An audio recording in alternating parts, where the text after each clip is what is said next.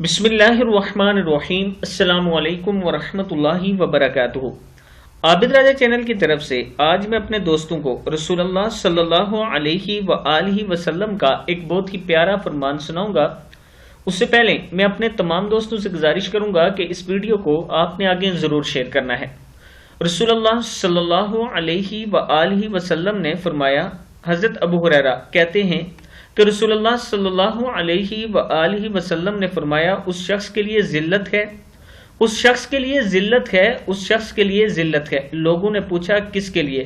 तो रसूलुल्लाह सल्लल्लाहु अलैहि व आलिहि वसल्लम ने फरमाया, जिसके माँ बाप या उनमें से कोई एक उसके बुढ़ापे को पहुंचे और वो इसके बावजूद जन्नत में दाखिल ना हो सके।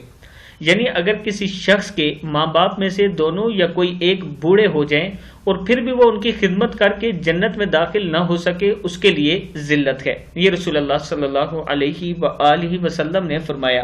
मैं अपने दोस्तों से गुजारिश करूंगा कि माँ बाप की खिदमत किया करें, उनसे दुआएं लें और दुनिया और आखिरत दोनों में कामयाब हों। अस्सलाम